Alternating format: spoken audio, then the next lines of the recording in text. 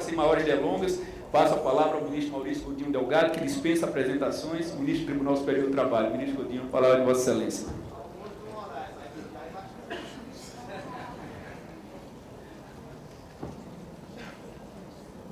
Boa noite a todos e a todas.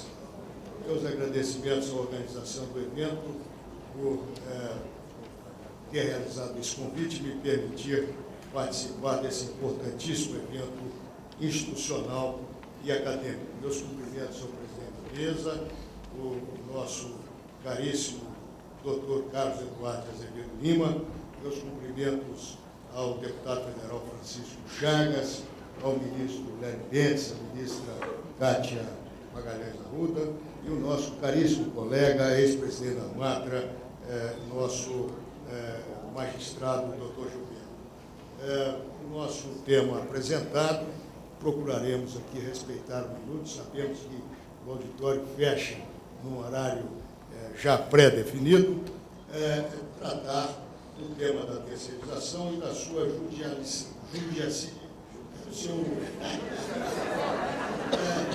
processo de inserção do tema no judiciário por meio de ações diretas de constitucionalidade e inconstitucionalidade e também de recursos extraordinários. Evidentemente que vamos fazer uma síntese muito apertada, procurando enfocar o grande, que me parece, o grande tema em torno desse aspecto. Eu creio que a terceirização nessa dimensão judicial contemporânea, ela envolve duas grandes questões. E, curiosamente, essas duas grandes questões estão muito interligadas, como procuraremos demonstrar no plano constitucional brasileiro. A questão da responsabilidade ou não do Estado no processo da terceirização e a questão da limitação ou restrição à terceirização no plano da sociedade civil e da própria sociedade política, isto é, se a terceirização pode se fazer também nas atividades fim das empresas e instituições tomadoras de serviço. Se nós examinarmos o percurso constitucional brasileiro, que se iniciou em 1824, há 190 anos, portanto, nós vamos perceber que, de uma maneira rigorosa, de uma maneira sistemática, pela análise do conjunto das constituições brasileiras, nós tivemos apenas duas constituições na história brasileira, excluída da análise a Constituição de 1937, que me parece que sequer deve ser chamada de Constituição, porque é de uma ditadura, e era tão radical que o próprio ditador deixou-a em suspenso até o final da ditadura. Então, a Constituição de 37 não é objeto dessa referência. Se tomarmos em conta todas as constituições brasileiras, inclusive as constituições da ditadura de 1964 até 85, que são dois diplomas constitucionais, de 67, e a emenda constitucional 01 de 1969, que no fundo é uma outra Constituição, pelo largo número de modificações provocadas naquele ano de 1969, Constituição outorgada, nós vamos perceber que a ideia de Estado irresponsável só está presente em duas Constituições brasileiras. E, ao mesmo tempo, a ideia de iniciativa privada sem peias, sem controles, ilimitada, também só está presente nas mesmas duas Constituições. Que Constituições são essas? Exatamente a Constituição de 1824 e a Constituição de 1891. Portanto, nós temos 190 anos da primeira Constituição, que admitiu, de uma maneira bastante clara, a ideia de Estado irresponsável no Brasil, e há 190 anos da primeira Constituição, que admitiu a ideia de iniciativa privada sem controle no Brasil. Essas duas ideias foram repetidas com uma linguagem um pouco diferente na Constituição de 1891.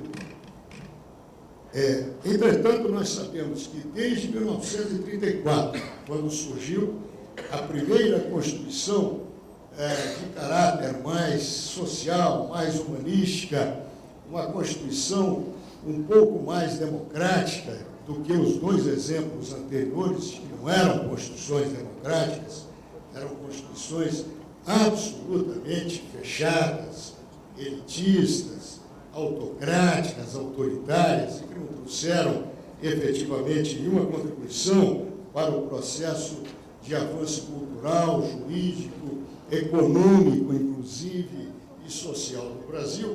Nós vamos perceber que a ideia de Estado irresponsável desapareceu desde a Constituição de 1934.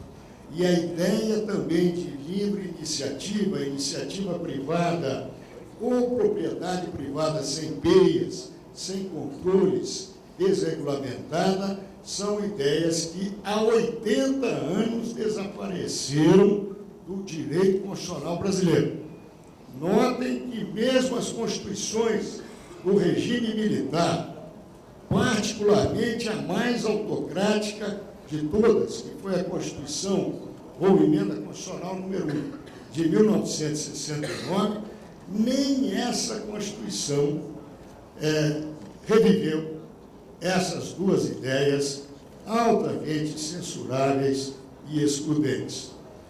A Constituição de 1969, ela reviveu a tese do Estado irresponsável, sem dúvida nenhuma, sabemos disso, mas a reviveu essencialmente para o campo político-partidário, da perseguição política, da exclusão política, do aspecto mais vinculado à noção de ditadura, de regime autocrático, de regime ditatorial, excluindo lá no seu artigo 186 da apreciação do judiciário quaisquer atos ou medidas praticados pelo comando militar do sistema governamental da época. Mas mesmo essa Constituição, que foi de um período absolutamente sem vinculação com as noções e ideias democráticas já preponderantes no mundo ocidental, não reviveu de maneira genérica, de maneira ampla, a não ser no plano meramente político, institucional e partidário, a ideia de Estado irresponsável. Mesmo a Constituição de 1969 não reviveu também a ideia de livre iniciativa, iniciativa privada ou propriedade privada sem limites, sem controles e sem peias. Nas Constituições de 1824, essas ideias, e de 1891, estavam bastante claras. As duas Constituições tinham dispositivos que diziam que era assegurado no Brasil a propriedade privada em toda a sua extensão. A expressão era em toda a sua plenitude. Essa expressão desapareceu com a Constituição de 1934, embora a Constituição de 1934 tivesse uma ressalva que era comum no constitucionalismo primitivo, uma ressalva que se reportava às limitações fixadas em lei. É assegurado o direito de propriedade, resguardados os interesses sociais fixados em lei. Entretanto, esse tipo de expressão iria desaparecer posteriormente inteiramente do constitucionalismo brasileiro.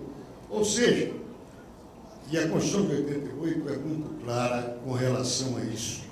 No seu artigo 5º, inciso 23 e inciso 24, a Constituição de 88 não se reporta às limitações fixadas em lei.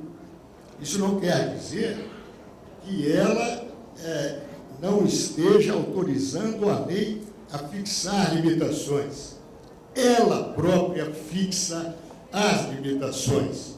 A Constituição de 88, por exemplo, ela diz que é assegurado o direito de propriedade e depois, no inciso específico e enfático, ela determina a restrição da propriedade à sua função social.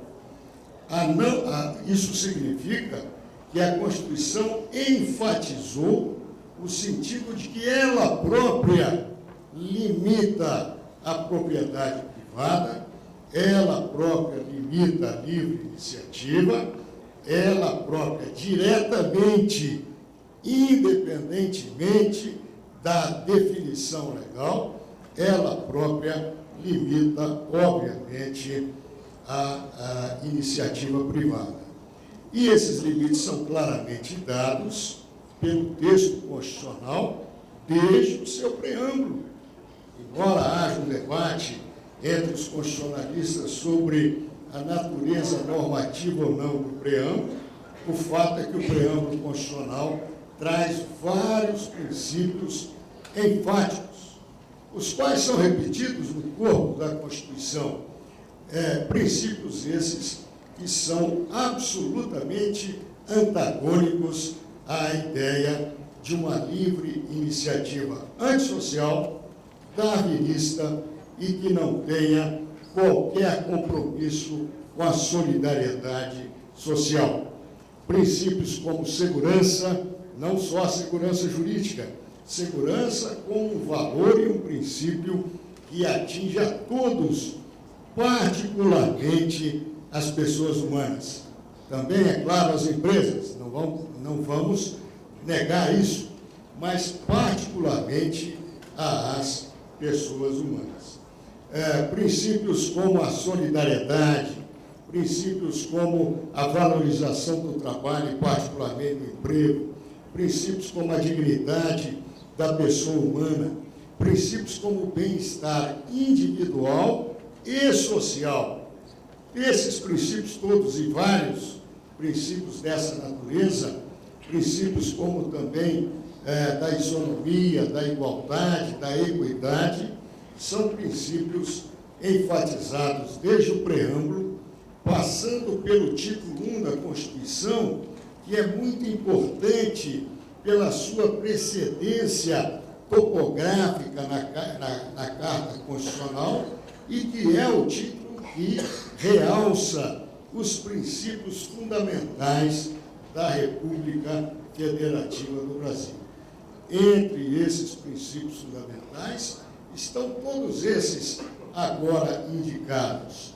E, cuidadosamente, a Constituição da República colocou a livre iniciativa, a iniciativa privada, no mesmo plano normativo, no mesmo dispositivo, mas após a valorização do trabalho humano.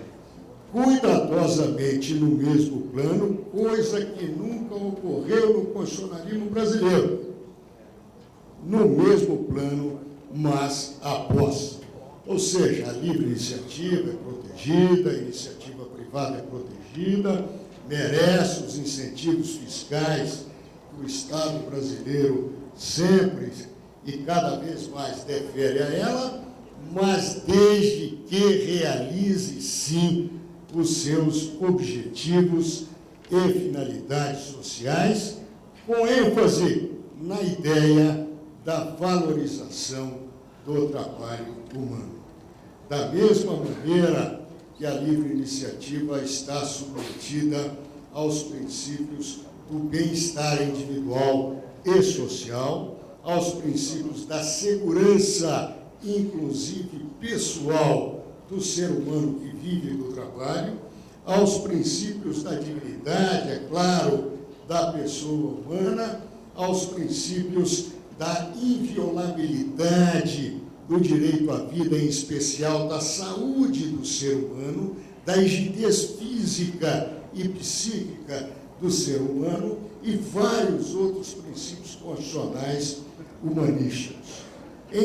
em 4 títulos da Constituição, que são os títulos mais importantes para o funcionamento da sociedade civil, inclusive do mercado econômico, que são o título 1, dos princípios fundamentais, o título 2, dos direitos e garantias fundamentais, do título 6, do título 7, desculpem, que trata da ordem econômica e financeira, e do título 8º, que trata da ordem social.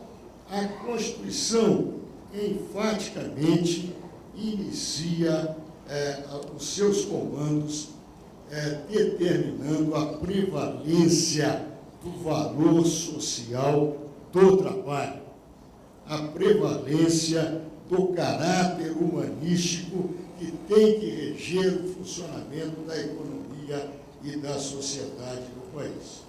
De maneira que esses limites trazidos pela Constituição da República são limites que têm validade constitucional direta, independentemente da existência de lei inferior à Constituição. Ao reverso, a lei é que não pode invalidar a efetividade desses princípios. Nessa medida,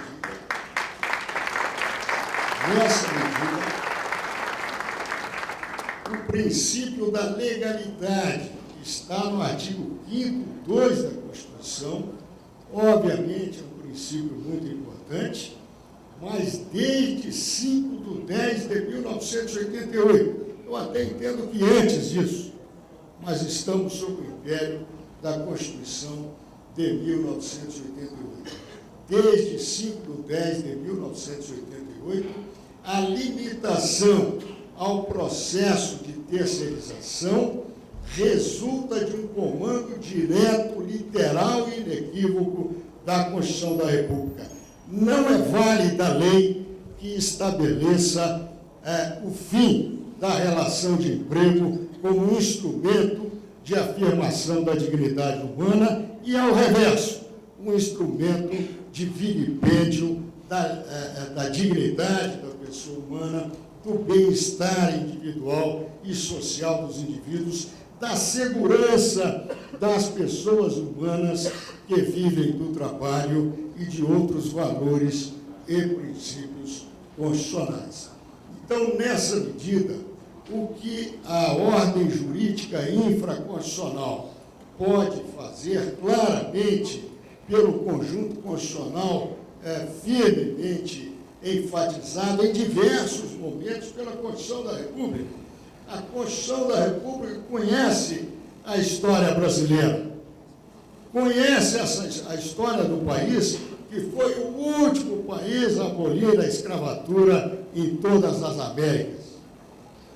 A Constituição da República conhece a história constitucional brasileira, em que se tinham a Constituição de 1824 e de 1891, que tiveram a audácia de dizer que a propriedade privada no país estava garantida sem limites. Então, ela repete em vários títulos constitucionais, conforme já dito, título 1, título 2, título 7, que trata da ordem econômica e financeira, e título 8º, que trata da ordem social, o império da valorização do trabalho humano.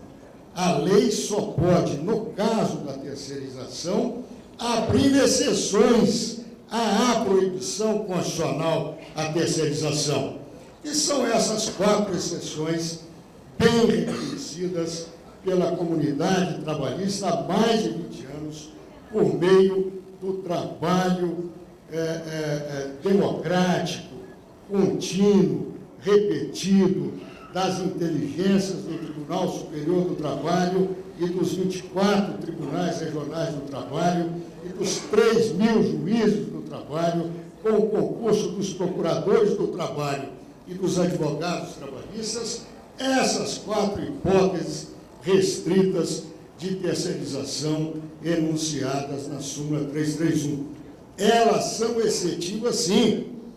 É isso que a Constituição da República claramente comanda para as instituições, para a sociedade política e para a sociedade civil brasileira. Da mesma maneira, é claro, que a Constituição da República não acolhe a tese do Estado irresponsável perante a pessoa humana que vive do trabalho.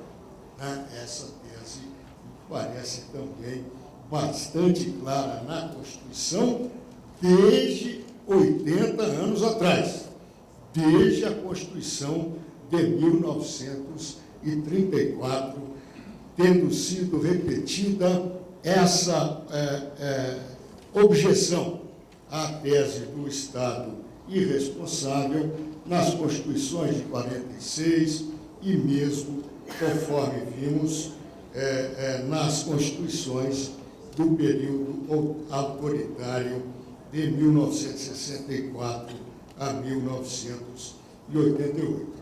Nessa medida, me parece que a Constituição da República é o grande norte de compreensão da terceirização no Brasil. Não há nenhum artificialismo na súmula 331 do Tribunal Superior do Trabalho.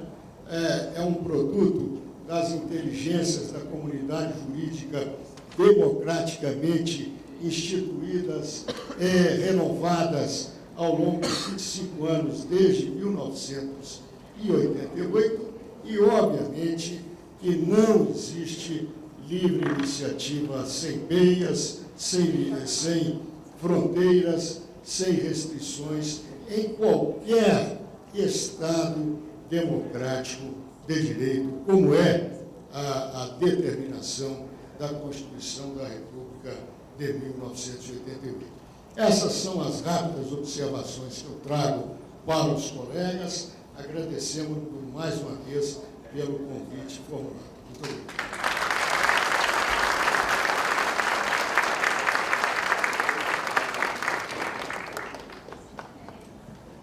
Agradecendo as brilhantes palavras com as quais nos brindou o ministro Coutinho, destacava com bastante propriedade que se foi colocado pela primeira vez a livre iniciativa no patamar de grande relevância na Constituição, mas de igualdade com diversos outros, inclusive dignidade humana e tantos outros, mas igualdade não é superioridade, né? Ele até falava em audácia, porque se fosse sob a égide, e me corrija se eu entendi errado, ministro, se fosse sob a égide da Constituição de 1891, talvez fosse até compreensível isso, mas não sob a vigência da Constituição Cidadã, que é a Constituição chamada Constituição Cidadã de 1988. E aí, nessa linha, eu lembrava de Hélio Grau, ex-ministro do Supremo Tribunal Federal, quando escrevia a respeito da ordem econômica de 88, que ele destacava que, conquanto não seja raro se dissociar do valor social da livre iniciativa, esse adjetivo, valor social, mas, na realidade, para você considerar a livre iniciativa como fundamento da República Federativa do Brasil, não tem como deixar de considerar o que ela tem de socialmente relevante. Então, nesta linha, Vossa Excelência destacava com tanta propriedade e com todo esse esforço histórico, inclusive.